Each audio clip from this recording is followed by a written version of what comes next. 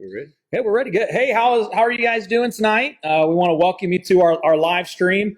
I'm here with Neal. How you doing, Neal? I'm doing great. Doing great. We're going to do things a little different tonight. First of all, Tim's going to take the lead on the class so he can get some experience doing that. But we decided that it would be a good idea tonight to take a few moments and go over our prayer list.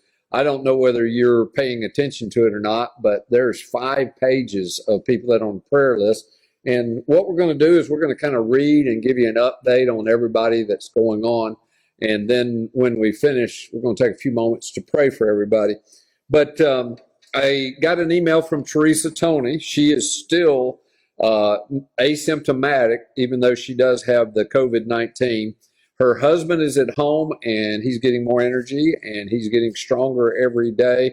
But their daughter is still on a ventilator, and she remains in the hospital. We need to continue to keep her in our prayers. Bobby and Wanda Grove have been having some problems. Bobby had corrective eye surgery, and he had to go for a follow-up, and he may have to have even more things done on his eyes. So we want to keep him in our prayers and hope that his vision stays normal. Wanda has been dealing with back spasms and pain, and it's making it difficult for her to get up and get around. We want to remember the family of Al Smith McMillan.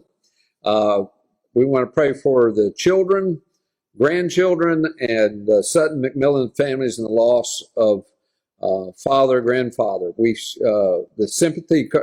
He had his funeral service April 14th in Lumberton, North Carolina. And if you want to send cards to Sheila Sutton, it is on the prayer request. The family of Samantha Roberts, Lance Baker's neighbor's daughter. We're sad to say that she passed away from cancer this past week. She was only 12 years old, and I know the cards would be appreciated. And again, you will get this in your email, the addresses and things like that. Most of you guys know that Lee Comet. I'm not sure how to pronounce his last name because I've always called him Combs, but Sandy says it's Comes.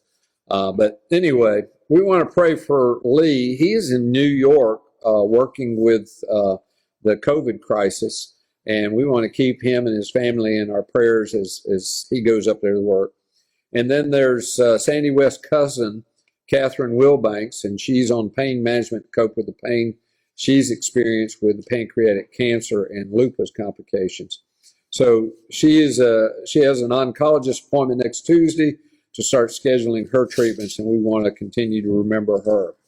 And then there's Nathan Lewis. He's a friend of the Clintons, and he was going to have a CT scan next week to help doctors prepare to put his skull back together. He was in a bad state from being hit by a car, I believe, and he is. They're trying to take this 1 week at a time, and they're trying to make sure that he is okay. But he does remain in a vegetative state. So the family's asking for prayers that give him the best care. I have Harper Minat.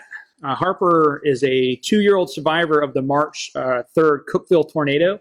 It looks like Harper was released from the hospital this past weekend. Her family is together again and staying at a Knoxville Ronald McDonald House so she can continue her rehabilitation therapy. Please pray for Harper's total recovery and for her family as they transition to life after the tornado and rebuilding their future. Tina Vandergalen is experiencing vertigo issues and problems with her spine and legs. Her sister Joyce, who is taking cancer treatment, and her husband Donald, who is also on medication that lowers his immune system, are staying isolated during this current crisis due to their compromised immune systems, but are well-stocked and holding their own. Please keep Tina in your prayers for peace, comfort, and resolution of her medical issues. And you can send cards. You can find that address as well in the prayer list. Wanda Barton is at Tampa Advent Hospital Rehab Unit, AR 3100 East Fletcher Avenue. It looks like she had a surgical procedure Tuesday to cauterize and seal a small bleed, and it did well. There are no visitors allowed at the hospital due to risk of coronavirus infection. Please continue prayers for Wanda's wellness. She enjoys cards and especially appreciates your prayers on her behalf. Carolyn McDaniel is at home doing therapy to regain her strength and has home health care visits to assist her. She's asking for continued prayers for healing and strength. Her address can be found in the prayer list as well. Mary Ankrum, Jonathan Ankrum's mother, please pray for recovery and healing after her knee replacement surgery. Cards can be sent to her as well. You can find that address as well in the prayer list. Joe Morris, Jean Morris's husband, and Karen Match's father and Terry's grandfather. Joe's health has been declining.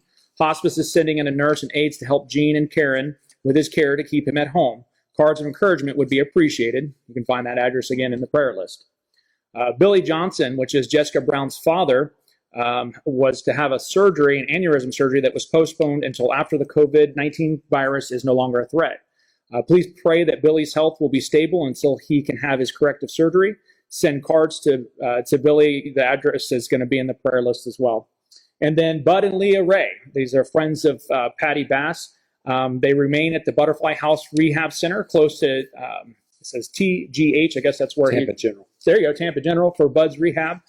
Please pray for healing and recovery for Bud as he recovers from the double lung transplant and its complications for Leah as she recovers from her recent hip replacement. They got a lot going on. Yes, they do. The doctors are still not comfortable giving Bud a release date. Please pray that Leah will be strong enough to care for Bud at home when they can return to the home in Lehigh Acres, Florida.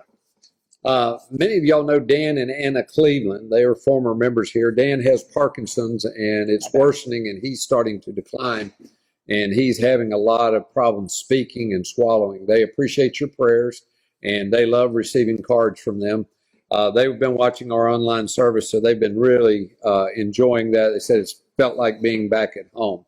Barbara Lawson is improving and only has occasional dizzy spells, and she has some good days as well as some bad days, and we want to continue to encourage her. Joe Claiborne asked for prayers for his 93-year-old mother to have no pain or suffering and healing if it be his will. And he's also asked for prayers for the family to have strength during this time. Glenn Presser, I saw him today. His tumors are shrinking, and he's got some good test results, but he's not out of the woods, and he would really appreciate our encouragement as well. Patty Hemingway, she's asked for prayers of strength and courage to overcome some difficulties in her life so she can be able to get out and be back with us when we all get back together. Randy Thurman, we want to continue to pray for pain relief, peace, and strength for Randy and guidance for the family as he deals with his health issues. Most of y'all know that Cindy Shackelford, Shaq's wife, is got an autoimmune condition that leaves her in a lot of pain, unable to function some days, but she has some good days and some bad days. So we are praying that she has many more good days and does well. Jerry Kennedy, this is Virginia Thurman's mom, is still taking chemo treatments until May, and she will have a second PET scan after the treatment's end to decide what's next. Want to continue to remember Gary Stevens. It's always great to see him on Sunday morning when we do our service, and he's dealing with the ALS. We need to pray for him as well as his family. Also, Matt Simmons, who is a former member that attends over at Trinity. We want to continue to encourage them and keep him in our prayers. For those of you who went to the DR, you will remember Will and Tara Miller and their families. We want to pray for them and their daughter Ariana as they try to correct some birth anomalies. It's an ongoing process, and their stateside address is in the bulletin, and they really appreciate cards from Tampa. Wayne Price, which is Patty Bass's brother-in-law, deals with pain daily and continuing health problems. The doctors have not been able to diagnose his condition despite numerous tests. Please pray for a diagnosis, comfort, and healing. Cards would be appreciated. Geneva Meyer, Geneva, one of our former members, is 95 years old and has severe dementia. Her daughter Reese is her caretaker at home in Georgia. Geneva has lost most of her memory, but she loves to receive cheery cards, especially ones with dogs or cats or any other animal. And you can find her address in our prayer list as well. Yasmin Ruiz, a young friend in the mid-20s of Deanne Kirby, has been doing well with her chemo and was able to go back to work before the coronavirus quarantine. She is not in remission. Her immune system is compromised due to the chemo treatments. Please continue to keep her in your prayers for safety from the virus, healing, and remission. Vera Mixon, Patty Hemingway's great niece. We're asking for prayers for Vera for strength and that the doctors can find a way to improve her health. Prayers are very needed and deeply appreciated. Please pray a special prayer for her parents, Jeff and Olga, who are struggling with the relationship and the extreme pressures over the past 3 years. You can visit a website for Vera if you'd like to help or keep up with Vera's progress. You can go on our prayer list and find that website. But it looks like you can go on there and you can encourage her as well. Vera celebrated her 3rd birthday on August 8th. Wow, that's great. Jim and Ann Searcy, Susan's parents, are in declining health. They are being cared for by one of Susan's sisters, and the situation is difficult for her. Please keep the family in your prayers.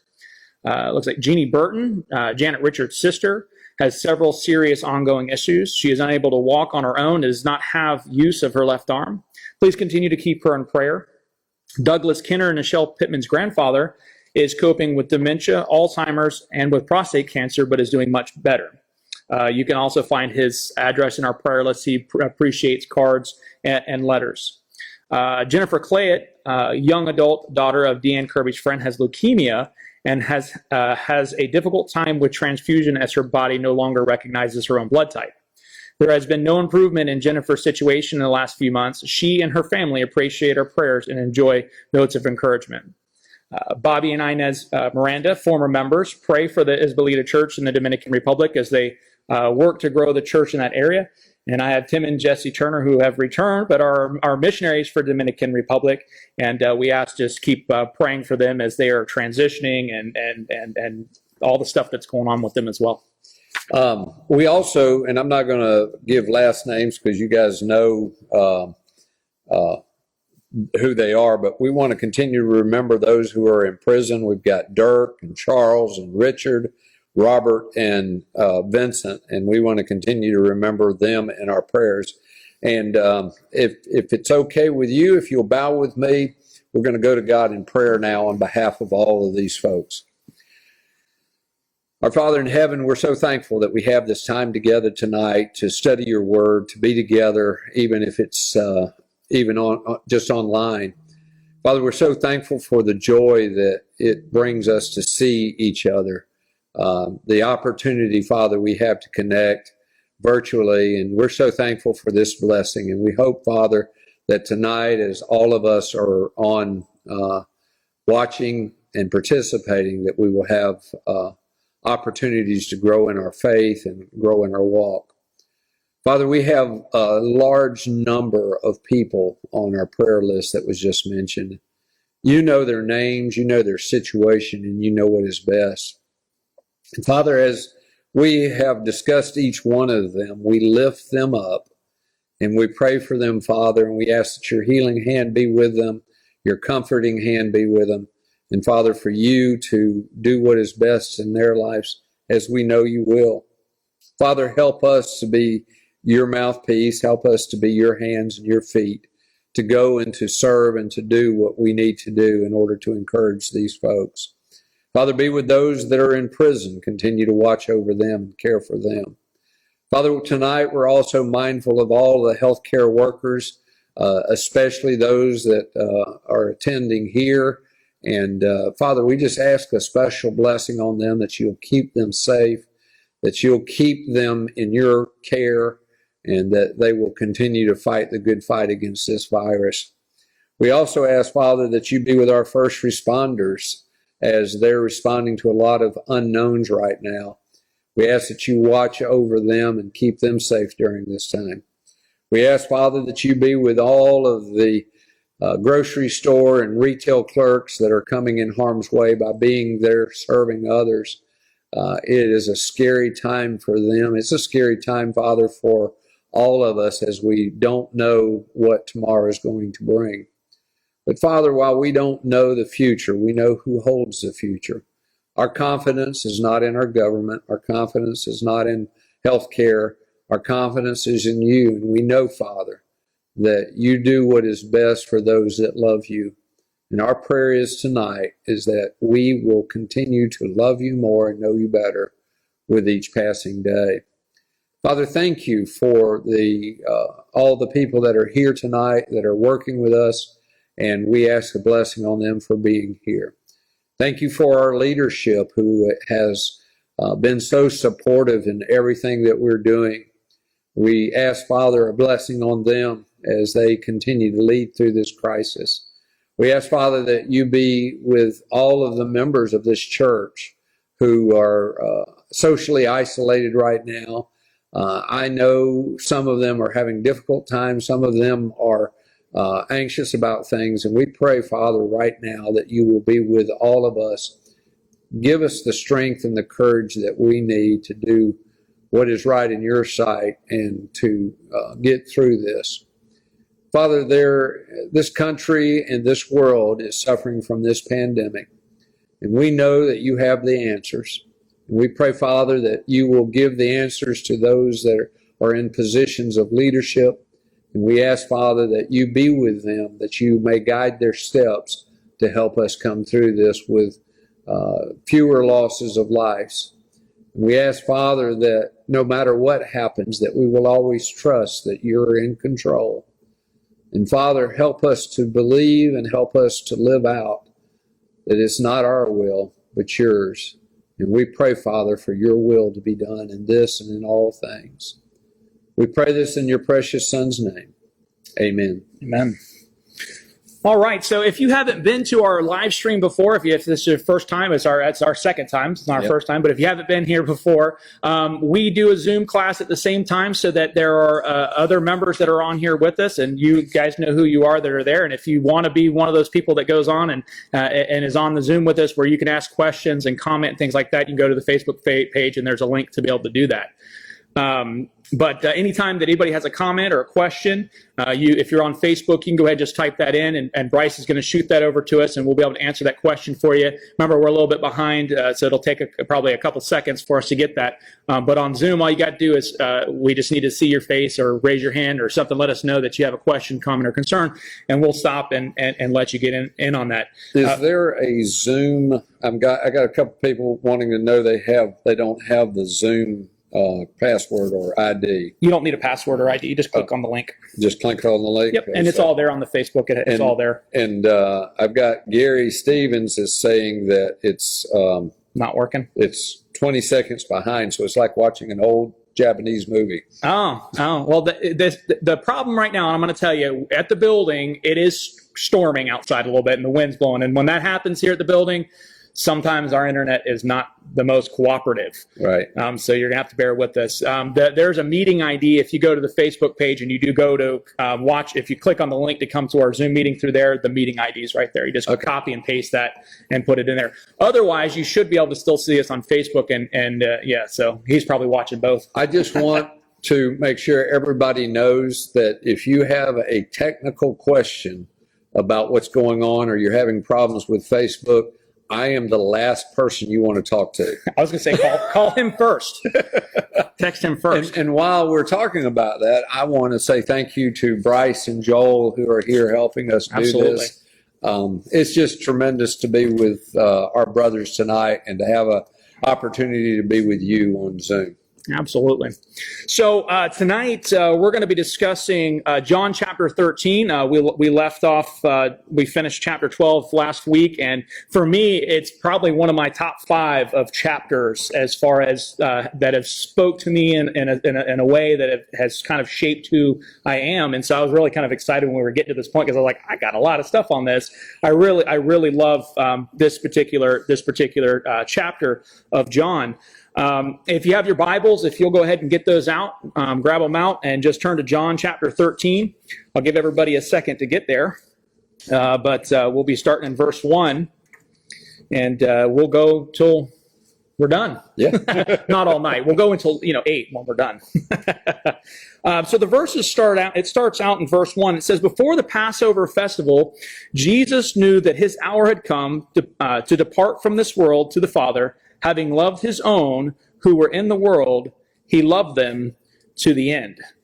And so just starting it out like that for me, it was kind of like, it was like that whole, and not the first part, but the end. He loved them to the end. Like John, and we know that John had written about this afterwards, so it's this post, writing, but that's entered in there, and this really speaks to the fact that it was written afterwards. You're using the New King James Version. I'm using this. I think this is I'm using a Christian Standard. Oh, the Christian Standard. Yeah, Okay. Yeah, I'm using Christian Well, Standard. the NIV says now, or he now showed them the full extent of his love. Yeah. Which is really cool way of looking at that, especially like you said, because John's writing this after the fact. Yeah. And he says this moment, this time in the ministry of Jesus, this is the moment that he shows the full extent of his love to his disciples. It's that turning point from where he had been at. Yeah. Right. Yeah, and in that, there's this very short period of time where he's shown this to them, and he's shown this, and he's going to be gone like in a couple days. He's gonna leave, and so it's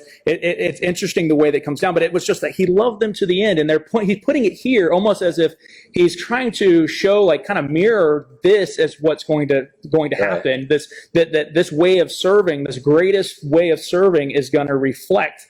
Right. Later on, in another way of being of serving. Well, what's interesting when you think about this, Tim, is the fact that Jesus knew what was about to happen. Oh yeah, he knew it was coming, and he knew how it was going to be painful. I had hernia surgery a couple of years back, and I didn't really know what to expect, but I knew it wasn't going to be any fun. They were telling me that I was going to have to stay still, I couldn't lift anything, all this kind of stuff, and of course I knew it was not a big deal.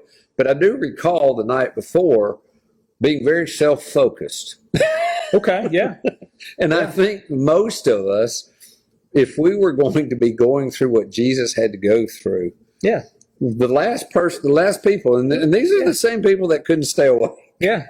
These are the same people that one of them is going to, betray him. Yeah. And they're all going to disown him at some point. Yeah, they're all going to walk away from him. And he knows all this. Yeah. But I think that's the reason why John says, and now he shows us the full extent of his love, is because that's superhuman in my eyes. It's beyond superhuman. I mean, you really kind of brought it home there with just talking about the hernia and that self-focus, because honestly, if you told me, okay, you're going to die in a couple days, and everybody is going to turn their back on you, and some people are going to one of them's going to even turn you over. He's going to be the reason why, and the one that that you've called your rock is going to deny you 3 times, and you're going to die. I don't know I don't know how you, as a human being, how you're not self-focused. That's so difficult, such a difficult thing to have done, that you have to realize that this is a superhuman being. Absolutely, that's doing it. Absolutely. So he says this, he loves them to the end, but if you go back and it says, having loved his own who were in the world, I think that says the same in NIV, who were in the world, kind of brings us to that remembering that the disciples and us as disciples, we are in the world, but we're not of the world. And he kind of brings that the disciples, they were in it, but they weren't of it. And he's saying the same things for us. We're supposed to be in it, but not be of it. And going into verse 2, it says, now when it was time for supper, the devil had already put it into the heart of Judas, Simon Iscariot's son, to betray him. And verse 3 says, Jesus knew that the Father had given everything into his hands, that he had come from God, and that he was going back to God. Jesus knew that he was going to be betrayed, and that just goes back to that first part. He knew he knew it was coming, which makes everything that happens up until the point that he's betrayed even more, miraculous, the fact that he knew that this was going to happen. Because as a human being, I think we would do everything in our power to prevent that from happening. And yet he knew it was going to happen, and he let it happen. And not only that, but he lowered himself to a position of... And he had actually prayed, if you're willing, take this cup from me. But he knew it's not my will, but thine. And this is just one of the most powerful things here, that he knew that Judas had already been prompted by the devil. And if you try to wrap your head around God sometimes and what God does and what God knows, it's almost mind-boggling to me, because it says here the devil had already prompted Judas Iscariot, son of Simon, to betray Jesus. Mm-hmm. And, of course, we've had a lot of talk about, self-will and things like that. And we won't get into that tonight. But the fact that God can use the evil of someone else for good is really jumps out of the page here for me, because what Judas was doing was the ultimate crime, killing the Son of God. Yeah. It was the ultimate murder. Now, in today's society under law, you don't have to actually do the act to be guilty of the murder. Absolutely. You can be a part of it and be guilty. Commission of a crime. Right. And that's exactly what he was doing. He was trying to hide behind the fact that all he was doing is turning Jesus over. Yeah. But the reality of it is he was guilty of that crime. And to see in this meal, in this time, that Judas was already there. It wasn't something that happened because of the meal. It wasn't like, well, Jesus wasn't nice to me, so I'm turning him over. This was already going on. Yeah, this was something was planned, and you could only, if you think about it, you could only imagine somewhere at some point. Judas is probably running errands because he's got the money. He's got the purse, so he's probably running these errands. And somebody grabs him down the side street. One of these Pharisees, grabs him down the side street, or a couple of them. They're like, hey, let's make a deal, and that's kind of what that took place. And I don't know. I think I always try to figure out what was going on in his mind. Like, we don't know anything else about him. We don't know if he was just a grumpy old, if he was just, we don't know. It's like, we don't know his personality. So it's sometimes hard to really understand what he was doing or what he was thinking or why he was doing it, even though it was God's purpose. Well, we get a little insight in the fact that he was in charge of the money. Yes. And when Jesus was anointed, he said, this should be given to the poor. Yeah. We get a little insight into him that money was a motivator. Sure. As to what was going on. I thought it would have been Matthew. The tax collector. You know what I mean? Like, if we were to put, and we had a little bit more personality on it, but you know what I mean? It's hard to kind of figure out where he was. But I think the biggest point is that Jesus knew this was going to happen, and he knew it was going to be somebody that was close to him, and he knew, and he let it happen. And in verse 3, Jesus knew that the Father had given everything into his hands, that he had come from God and he was going back to God. Jesus knew who he was. He knew who he was right then and there, and he knew what was going to happen. And I think because he knew who he was, that's why he let it. He said, "This is my Father's will. This is the way it's supposed to go. This guy's going to do this. This is what's going to happen." And he was able to let that go. But knowing that if you knew you had all the power of God, and it's mind-boggling because of the suffering. But at the same time, I've heard more than one person say this, and I thought it's very true. When you lose a loved one and, you miss them terribly. And I've heard people say, well, would you really want them back after they've gotten to experience the joy of heaven? And I kind of look at this right here. He knew whose he was. Yeah. He knew who he was. Yeah. And he knew where he was going. Yeah. And I think when we look at the destiny of where we're going, it should, and we know whose we are, it should help us know who we are. Yeah. And it should help us with any trial that's coming up, any betrayal that's coming up, anything that's happening to us or around us, it should help us with that. Yeah. And John wanted us to know that. John wanted us to know that Jesus knew this. He made it very, he wanted you to know that Jesus fully knew who he was because of what's about to happen. Right. And because that was what makes the biggest thing. Because you don't see, and we're going to get into the foot washing, but you don't see a king come off the throne and wash the feet of the peasants. It doesn't happen. And so that's why John I think he wanted you to know, that he wanted to be clear. Hey, if you didn't know this already, Jesus is the King of the universe. He is the Son of God. He is the ruler, and look what he's about to do. Right. And you'll never see this happen. And I don't know if I didn't research any history to see if this had ever occurred with an actual king, but I'm kind of thinking it never really ever occurred.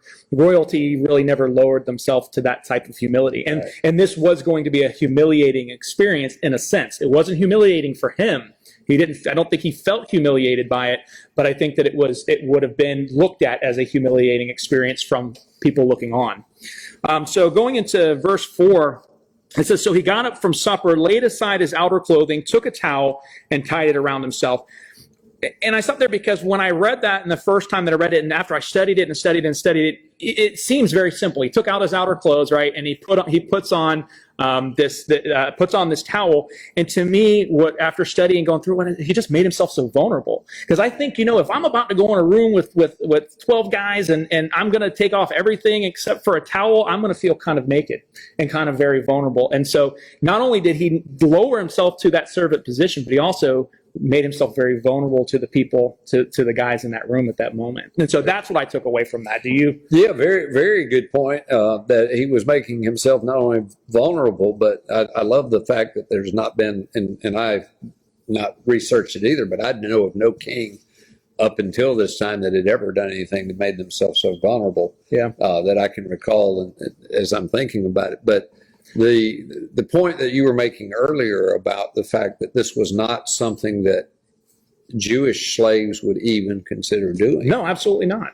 And the Gentile slaves, and we talked about that previously, that in the time when John said, "I'm not worthy even to tie his sandals," that was something that slaves were not even asked to do. And here is Jesus. And then the other thing, and I'm trying to recall some of our conversations from earlier today, but the other thing is the fact that these guys up until this point are still fighting over who's first. Yeah, if you go and you look at, I read through this chronologically, and if you read through the Gospels chronologically, you'll see it's great. They have it kind of lined out, and they kind of put it, and reading it in that sense, there's verses that talk about, and I'm trying to remember the book that's coming out of, but I can't think of it at the moment, where they talk about them having that argument, right then and there, who the greatest in the kingdom is, right before this occurs, and they've seen all this that's happened, and he's taught them all this stuff, and yet still they want to know who the greatest in the kingdom is. They can't think beyond the flesh. James and John had Mama come and look. That's what I'm saying. Yeah, and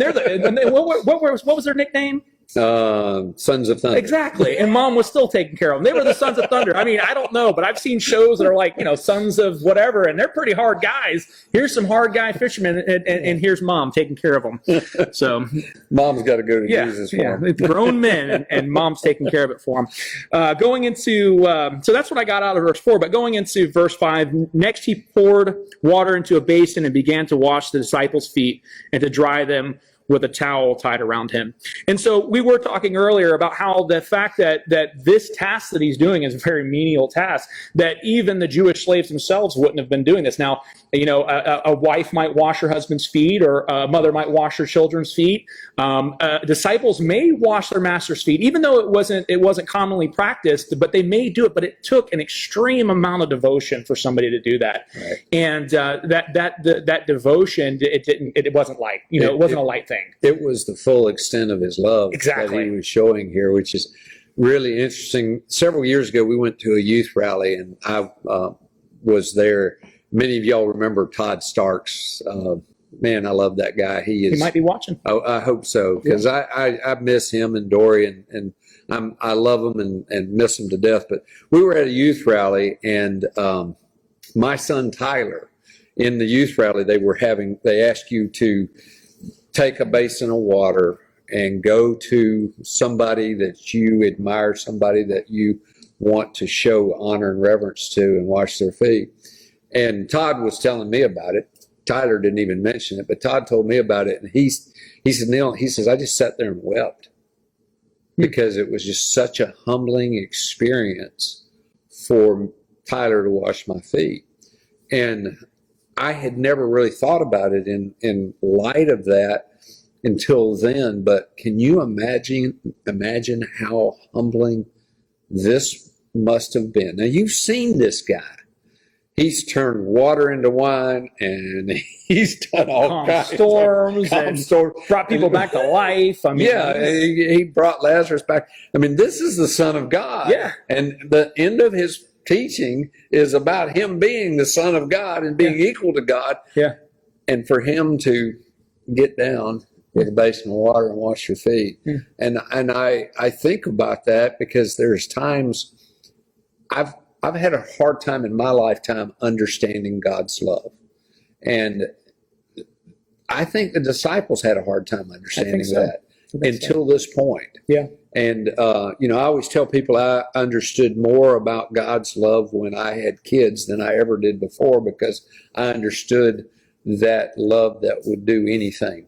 Yeah. At that point, there's the love that is between a man and a woman. There's a different kind of love that's between a father and a child. And as you know, yeah. and it's something I never experienced. I mean, it was so strong for me that when Nancy got pregnant with Tyler, I got worried. How could I love another child as much as I love this one? Yeah. And of course, God opens up your heart and you're able to do it. You've got 3, 4, so you're able to do that. But I don't think my sons have any clue how much I love them. I think they see me as their father and they know that I love them, but I don't think they really know the full extent of my love. It's funny you say that. I kind of agree with you in that sense. And it's interesting that you just said that right there, because on my way leaving today, I stopped for a second with my son, who's on here watching with us. So sorry, Tim, but I'm going to tell this. I stopped for a moment and I said, I love you, son. Mm-hmm. And he looked at me and said, I love you too, Dad. And I said, you know that I really, really, that I love you. You know how much I really love you. And he said, oh yeah, I know.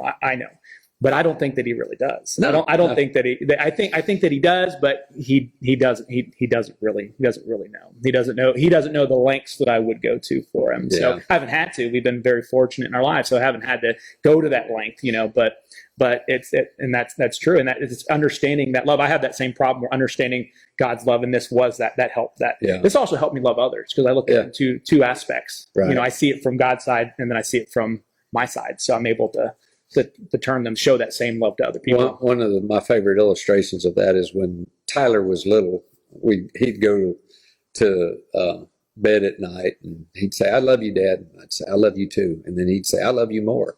And I would say, you can't. And he said, why not? I said, because I loved you first. Yeah. And, we love God because he first loved us. Yeah. And so this passage right here is so powerful if you can put yourself in the apostles' shoes, so no pun intended. Yeah. In their sandals. And have the Son of God, Christ incarnate, show his love to you by washing your stinky feet. And I think that's the reason why what happens next is so impactful. We kind of look at Peter and what he does next. Yeah. As being, oh, there goes Peter again. But I relate to Peter in this. If Jesus were to walk in the room, or better yet, let's just say Gandhi was to walk in the room and say, can I wash your feet? No, and you can think of whoever you want to. Let's just say the elders came in one day and said, Neal and Tim, we want you to sit on the stage. We're going to wash your feet. I would say that. I would be like, that's just not appropriate. We're just not going to do that. I'm sorry. It's not appropriate. But that's what Peter was saying. Peter was saying, this isn't appropriate. That's what it was. And, you can get two sides of what Peter, and that's going into verse 6. But he says he came to Simon Peter. Now it's quiet up to this point. We don't know where Simon Peter is in line. We don't know where he's at. We don't know if he's number 2 or number 3 or where he's at. But he comes to him. It's quiet up until this point. Of course, he's got something to say. He always does. It says he came to Simon Peter, who asked him, Lord, are you going to wash my feet? Well, he knows he's going to, but he's asking this kind of rhetorical question. But he's asking it because it seems inappropriate to him. And Jesus replied, if I don't wash you, you have no part with me.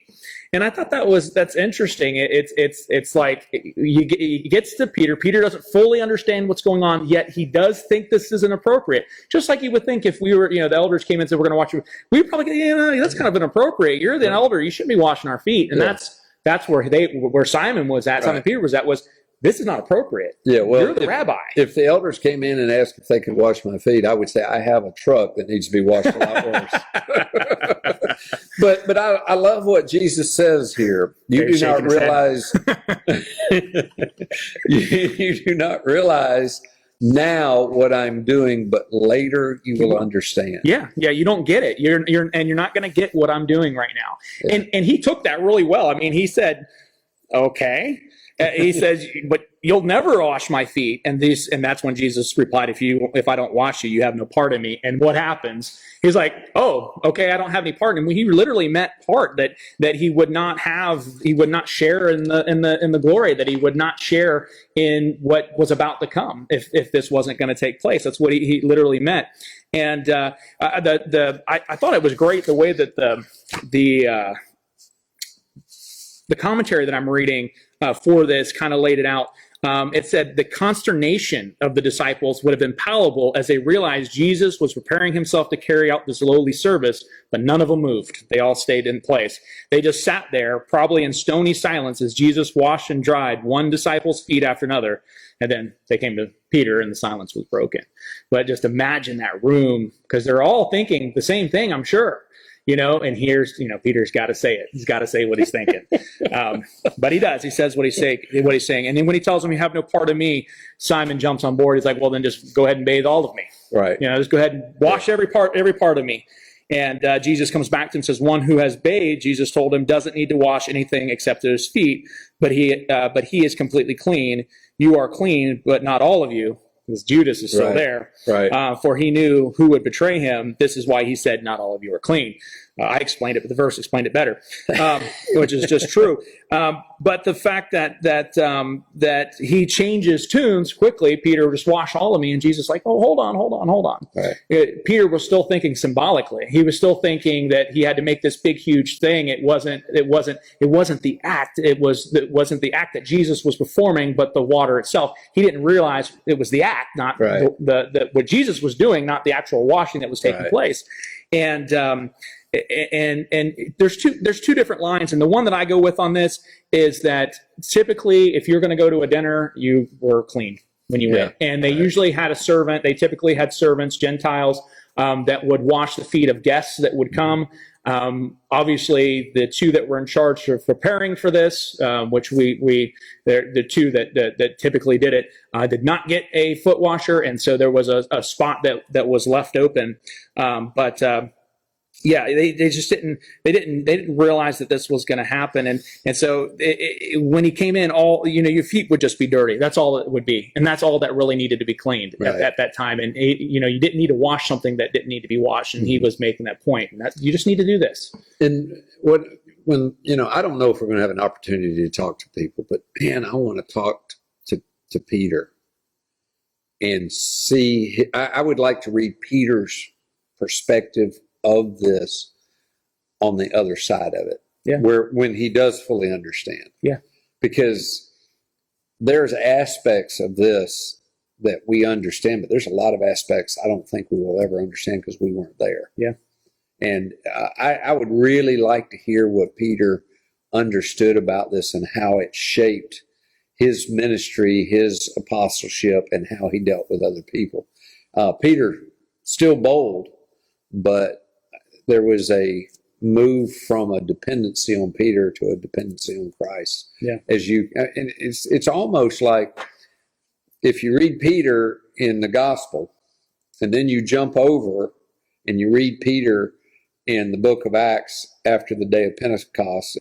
It's a different guy. Oh yeah, it's a totally different guy. He's grown. We don't, he's just grown so much in that period of time, and it had everything that took place there. It took this. It took his denial. It took jumping off the boat. It took so much to get him where he was. But what's really interesting about that is that teaches us that we go through things, that we go through processes, and God takes us through these processes to refine us. And Peter was being refined through these processes, and we have to, stay in the fire. Like he jumped out, he tried to get out, and he came back a couple times. But we have to be the same minded. We got to stay in the fire and let these processes take place, because it's going to take us from being, this kind of questioning, not really understanding, even though we may be a little bold, to being this, this man standing in front of everyone, bringing the word. To bring this to today, with everything that we're dealing with right now, Peter didn't have an understanding of what was going on.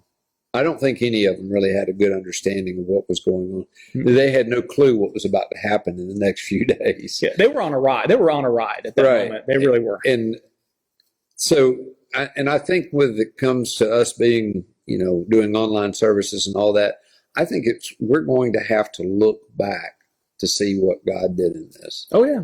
And I mean, I'm already seeing some things that God's doing that are awesome in all this, but I think it's going to be really interesting to be able to look back maybe 10 years from now and see how the world has changed and maybe how we do things are different and how God protected his own.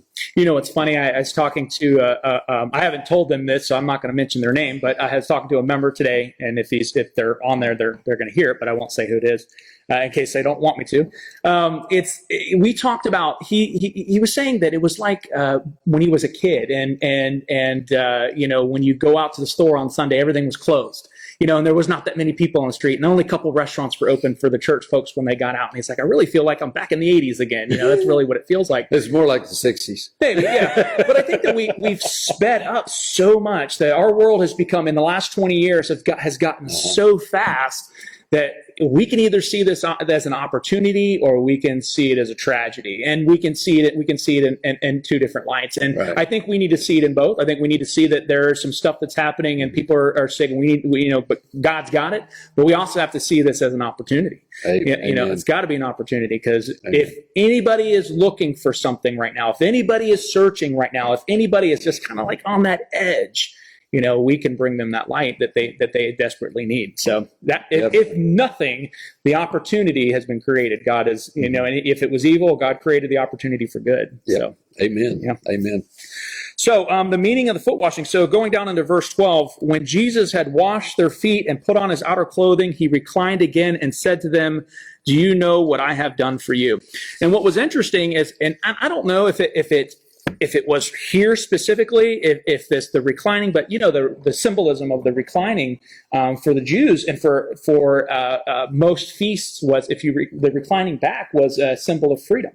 That when they reclined back, it was the freedom from being from Egypt. And so he reclines back, showing you that he's said all this, he's done all this, now he's free. And then he asked them, do you know what I've done for you? Can I stop you? Yeah, go ahead. Because in verse 12 in the NIV, and I love the way, and it says, when he had finished washing their feet, he put on his clothes and he returned to his place. Yeah. And when I read that, I see someone who was the Son of God, stepped out of that role and then did what he needed to do and returned to his place. And there is a literal poetic to what is going on in this chapter right here when it talks about he knew where he was going and he was going returning to his Father. He'd come from the Father and he'd come from God and was returning to God. Yeah. And here we have it again. I mean, John's writing in this to me is, if you don't read it just as, okay, these are the events, but if you just read it and look at it like that, to me, there's such beauty in this writing. There is. And it's almost poetic the way he's showing this. But the other thing that I got out of this one sentence as I was reading it today is that if you're in a leadership position, there are times where you have to step out of your leadership position to serve, but you don't stay in that service position. You return back to leadership. So it's, because I think sometimes we get the idea that we just need to wash people's feet all the time. Well, no, we need to lead too, but there's times where we have to serve, but we step back into the leadership role. So that's awesome. That's just a leadership lesson. No, that's a good take. We came to teach you, and I'm learning. So that's good. That's awesome. That's good. That's great. No, and that's true. And there's a lyric, and John is like that. That whole it's the way it reads. It's so poetic. It's very visual. You can see it. You can almost imagine what the words that were written. But there's a song that says, "Light of the world, step down into darkness." Right. And so that's what this is. That when he says, and it kind of takes it back when he said, in that verse where it says he returned to his position, you look at it that way, and it really was. It was the light stepping down into darkness. It was going to the lowest position, down on his hands and knees, and then returning back. And even there it says that he's going to come and then return. So it ties that together. That's awesome. It goes on to say, you call me teacher and Lord, and you are speaking rightly, since that's what I that is what I am. And I think the NIV says, you call me rabbi, and that. And No, it says teacher. It does. Lord. Okay. It says that's what I am. And so he's like, okay, you're right. You guys are right. You are correct. That's what I am here. I am your teacher. So if I, your Lord and teacher, have washed your feet, you ought to wash one another's feet. So essentially he's saying, if I'm your teacher, then what I'm doing is teaching you to do what I'm doing. Mm-hmm. And in this, I'm teaching you, this is what it takes. This is the example. This is what it looks like to be my disciple. This is what it looks like to be the greatest in the kingdom. And I think I grew up in a time where foot washing was a popular thing in some churches, mm-hmm. especially in the South, okay. where they would do foot washing, and they would look at this passage and it says, now that I, your Lord and teacher, have washed your feet, you should wash one another's feet. I have set you an example that you should do as I have done for you. Mm-hmm. Well, obviously this was a cultural thing that took place. It's not something that we need to come in on Sunday mornings and wash each other's feet. As a matter of fact, there's no example in the book of Acts of them doing that. So if there was an example in the book of Acts where the church got together and they washed each other's feet, we would be doing it today. Yeah. But there's no example. But what Jesus is saying here, and I think it's so true, and it permeates itself all through the New Testament, is that we need to esteem one another, and we need to love one another, and we don't need to be scared to bend down to one another. The passage in Ephesians, it says, submit to one another out of love. Yeah. That's a powerful passage, especially in a culture today where submission is so... The word itself, submitting myself to anybody, is so foreign. I've actually done weddings, and these are people that have grown up in the church, and they do not want to use that verse where it says, wives, submit to your husbands. They don't want to use it. And the reason why they don't want to use it is because if that's got such a bad taste. Yeah. But Jesus here, and again, it goes back, Tim, to what you were talking about, the kings. Who's going to be the right-hand man, who's not. It's a matter of who's submitting to me. Yeah. And here Jesus is showing, you really want to be first. Yeah. Be last. Yeah. If you want to be up here, get down here. There's a story of a painting that was supposed to depict Christ and was worth millions of dollars. And I don't know that it's a true story, but this one guy went to it and he was looking at it. He says, I don't get it. And the museum said, well, you got to get closer. And he gets closer and he says, I still don't get it. And he says, well, you got to get down on your knees and look up. And as the story goes, that when he got down on his knees and he looked up at Jesus, he saw. And I think for us as Christians, when we start to get down on our knees and start to look up, that's when we see Jesus. So just I'm sorry, I didn't mean to preach, but you were listening so well. But you made a really, really good point. And the reason I'm going to bring it back to what I said before, because we're running a little low on time, but what I said before of this being in my top 5 of chapters that have shaped who I am and continue to shape, that for me, that's what it was. It was that idea of being a servant. That's what I needed to be. That's where I really feel drawn to, is being a servant. And that idea that not looking down at Jesus washing my feet, but looking up at and seeing Jesus and washing the feet, because that's what Jesus was doing. Jesus was seeing Peter, and he was seeing everybody there, Matthew and everybody there, but he was looking up to them in that example, saying, I see myself in you, I see myself in you, I see myself in you. And that's kind of where I'm at with that, is that when I serve others, that's where, I'm talking about foot washing, but serving others is, I don't see them, I see Christ when I serve them. Right. And what's interesting about that is that makes it easier for me to serve people like Judas, right? Because I don't see Judas, I see Jesus. Right. And I think that's that transition that most of us have to take as far as servants are concerned, is that we have to stop seeing Judas and start seeing Jesus in the people we're serving. All right. We're going to stop here for just now, because we got a couple comments I want to make. And for Gary and Shaq, because they're saying it's like watching an old Japanese movie, and they said for us not to do karate chops. Okay. Sorry about our internet, guys. Bill Hemphill wrote this: Christian leadership is very different from secular leadership. We must model the servant mindset so those who follow understand how they are to act. And he goes on to write, this is why the example used in selecting elders is running a family. And a very, very good point. Well, it is very, I mean, we call ourselves a family. Yeah. We are a family. Yeah. Yeah.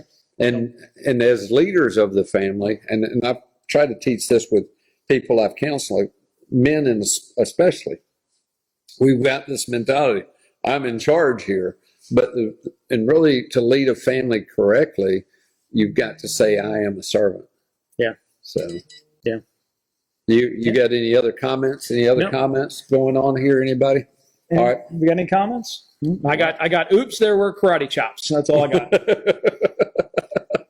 Hey, Joe Hale. How you doing?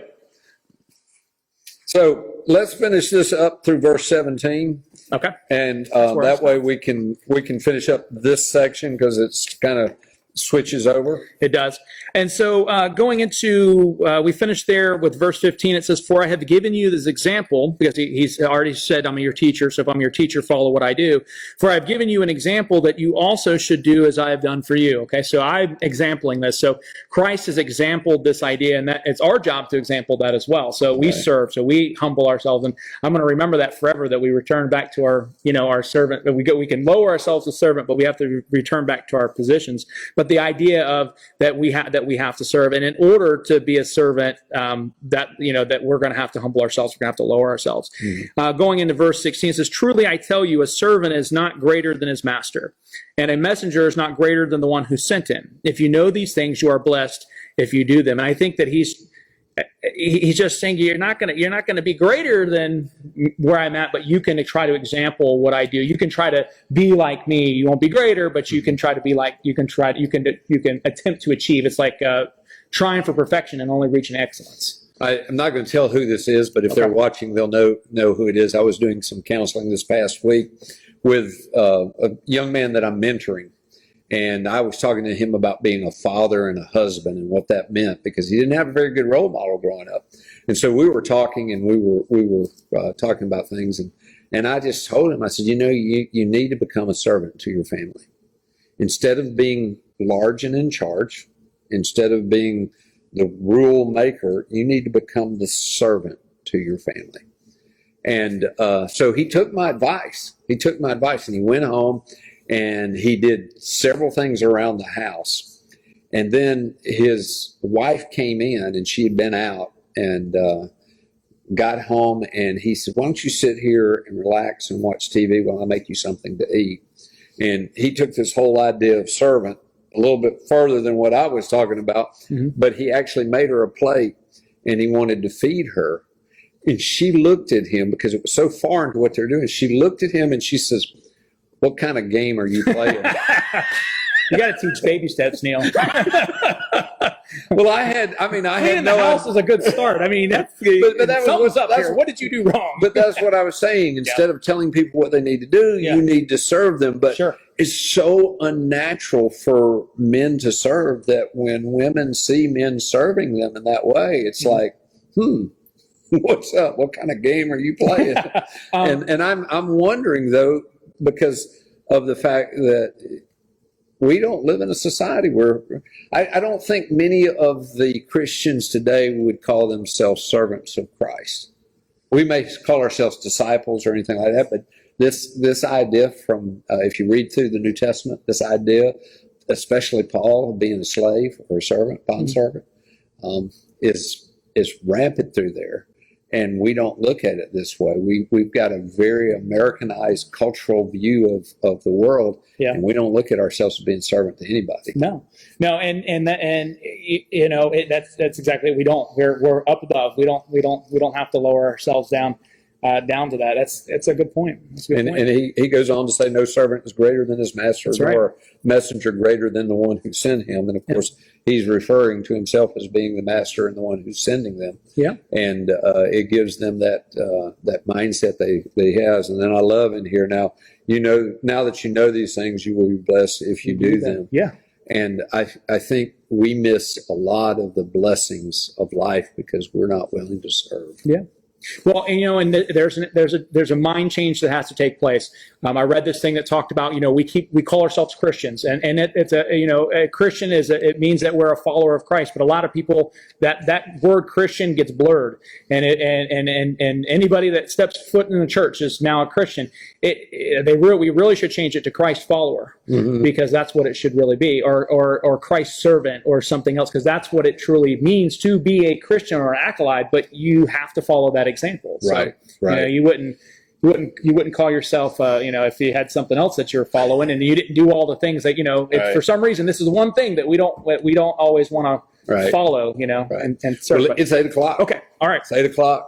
Thank you for joining us tonight. It's so good to see everybody. We love you, and we appreciate you coming and joining us tonight. It's good to see everybody. It's good to see everybody on Come Zoom. on, Joel. And Joe, unfold your arms and wave.